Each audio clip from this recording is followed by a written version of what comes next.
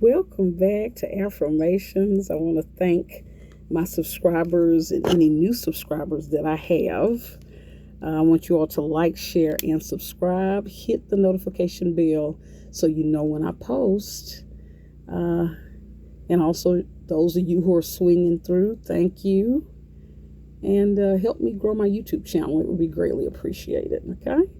So I'm going to light some Palo Santo for you all. For those of you that are new, one of the things I always talk about is how whenever we are trying to heal, okay, even if people are going to counseling, any type of healing is spiritual in nature.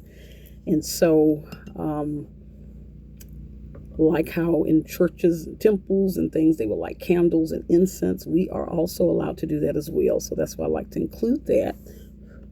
And I'm wishing everyone mental, spiritual, emotional, and physical health, okay?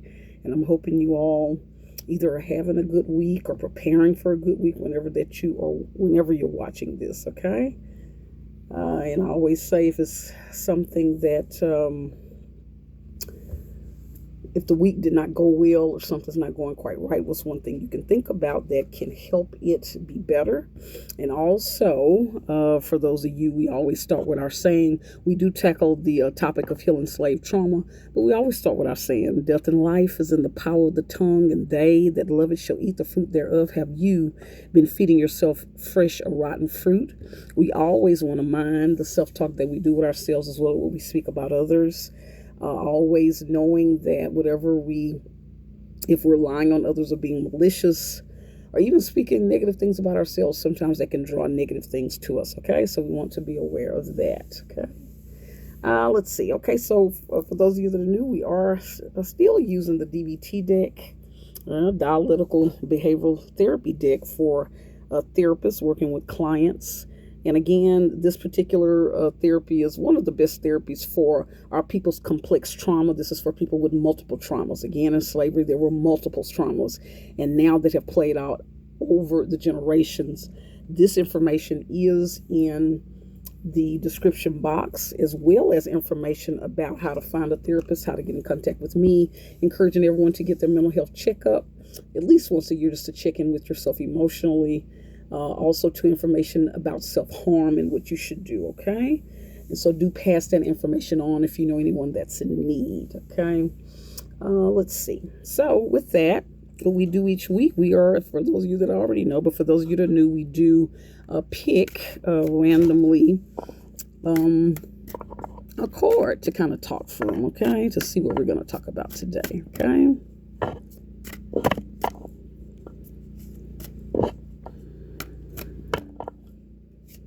Okay, we're going to see if we can get something to come out. If not, we're just going to randomly pick. Okay, let's see.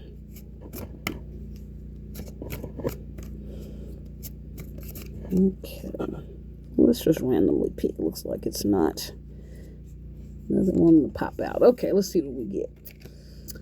We got something called, let's see if you can even say, called Dear Man, Goal Effectiveness. The acronym Dear Man has the building blocks for practicing assertiveness. We need to meet enough of others' wants and needs, but meeting enough of our wants and needs is equally important for healthy relationships. In your interactions, consider the question of what you want and need from the interaction. Remember that assertiveness requires you to speak up and not just assume that others will automatically know or provide for your wants and needs. So communicating. And so, again, we're always talking about the dynamic of that of master and slave. These are type of archetypes that we still play out today with each other, right? Because again, the understanding is that whenever traumas happen, if no one's gotten counseling for that, more than likely it is going to repeat itself. Maybe even if it's not to that extreme of the original abuse, but in some form it will still play out, okay? And so this is a good one. You must be clear about your wants and needs. And so what we have to watch out for is because part of, in slavery, one of the things they did is they knew how to manipulate us, right? To insinuate a thing, to set a trap, to later say, I didn't tell you to do that, right? And so the question is, are you a person that is so good in knowing how to manipulate and insinuate a thing to give someone the idea that that something is safe or that something is going to happen? And then once they then are confused or get upset, you go, well, what's wrong, right? Knowing all along that you knew exactly what you were doing. So that is kind of the role of a type of master type character, right? Playing mind games to manipulate and get the most, right?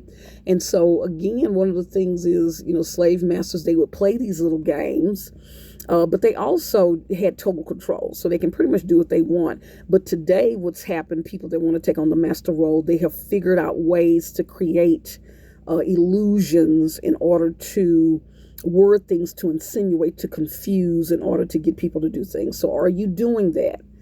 But also, too, those of us that again struggle with, that kind of slave mentality, right? It is our responsibility to clarify, right?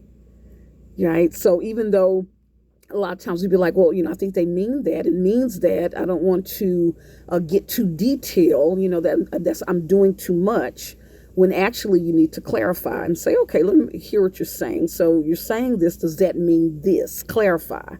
The reason why is because sometimes people are accidentally confusing, right? They may not even have harmful intention, but by accident, they're taking on master role. And then some of us, we are taking on the kind of slave role by not clarifying, sometimes even assuming, right? And then sometimes people will play this kind of victim role knowing that someone didn't mean that, right? You tricked me, when they didn't, but you'll act confused in order to manipulate. So we have to really figure that out with our communication as a people. And so one of the things too, another dynamic we deal with is the issue of, let's say even with parent-child relationships or just adult relationships, being too clear sometimes is offensive, right? Asking for clarity. So if you notice, people can tend to get offended when you want to be very clear about things. And so that is something that is a red flag, and that sometimes our people will struggle with. And also, too, sometimes us having to talk to code, because guess what? We had to talk in code with master, because if you're too direct, you can get punished. So some of us trying to save face, trying to protect others, trying not to offend, we will kind of do that talk where it's confusing, right? Trying to avoid punishment, avoid negativity. Okay, so that's something to think about. This was a good one, dear man. Okay, let's see.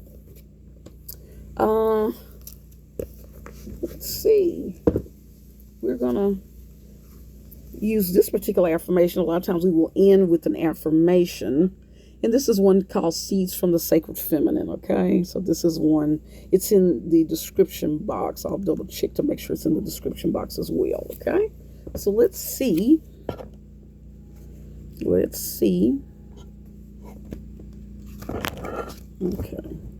Yeah, let's see what we are going to get.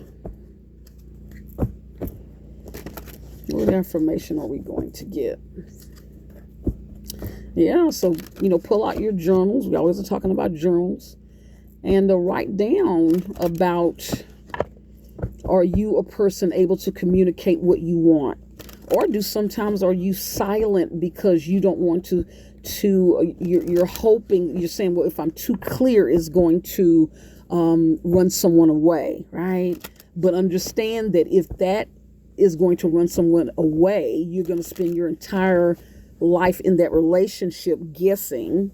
And if something like that, being clear, is going to run someone away, that is helping indicate and helping you understand that you're going to be dealing with a person walking on eggshells, which is the recipe for a miserable relationship or interaction. Okay, so we do want to think about that and rethink that. Okay.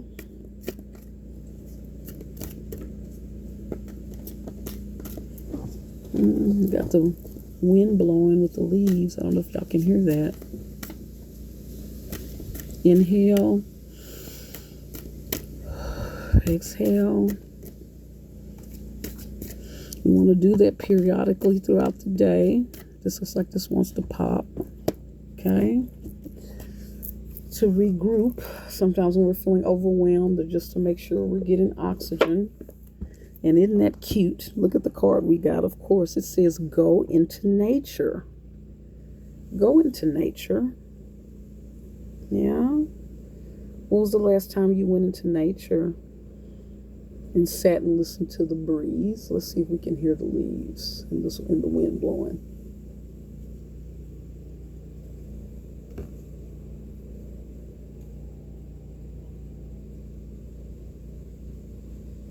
Inhale, exhale. Okay, let's see what this one is talking about. Go into nature. It says go into nature. Let's see what this is talking about. There it is. It says your earth mother, and again, a lot of times we will read a lot of these little cards. Some things we may agree with, some things we may not. Fill it in with what fits you. It says your earth mother is calling you, or you might say the Most High is calling you to enter her realms. But also, too, I do want to add, when it's referring to earth mother and her realms, one of the things we always talk about as well, and we will look at some of the segments called kind of looking at our spirituality and relearning our spiritual rights, and how a lot of things have been manipulated and taken out of the Bible, and women have been written out of the Bible, and the spirituality of women and their importance. And so started to rethink even that, right? Your Mother Earth is calling you to enter her realms, right? So we're not used to talking about women in a powerful spiritual way or in an authority way. And so that's something that we also have to start re-looking at, because that was written out in order to, we always talk about how patriarchy is a made-up construct created for colonization, right? Those of you, again, that are interested, if you look up the Council of Nicaea, where the Catholic Church decided which books to take out of the Bible, right? Again, before they colonized, they had to make sure they created a Bible, also to alter some things, took some things out in order to support the oppression of people, and particularly women, okay? So that's something, and if that, again, we talk about knock and the door shall be open, and seek and you shall find. Everyone is not being given that calling. If this is something that you don't feel like you need to research, then you don't do that, okay? You just take what makes sense to you, okay? But it says your earth mother is calling you to enter her realms. Do you feel the pull?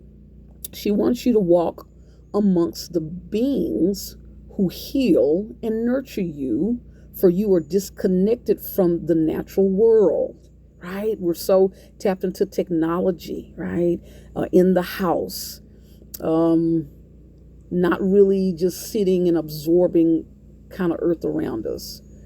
Let's see. It says, go to the park and lie down on the grass or the snow, right? So that's an assignment, guys. Go to an area where you no longer hear the roaring noise and sit amongst wildlife. For the wild ones are your brothers and sisters, right? So that's interesting. Everything is here as part of our ecosystem, right? Everything is here for a purpose and has a job to do. So we're all connected, right? And they honor you. Your physical body needs the loving attention of the natural world. Again, look up grounding. There are videos that you can look up where I talk about grounding, but look into that, right? Grounding is important, connecting us to the here and now. It says your physical body needs the loving attention of the natural world, grandchild. Being amongst your relatives, right, is viewing nature as part of us, is nature's, in nature, come on, produces feelings of well-being and calm. That's that grounding. These good feelings are needed to live in a balanced way. Receive them. Turn off your distractions and return to nature, where you can hear the songs being sung for you. Okay? All right. So let's think about doing that this week, right? Just kind of allowing us to have a moment and be mindful and take in nature and see how it makes us feel. Okay? And so I'm going to end with my statement again. information in the description box on different things that I've discussed, as well as cards that I used today. But I'm going to end with our statement: everyone has a right to heal from trauma with privacy, without the interference or the opinion of others. Okay? Even a race nation. And until next time, bye.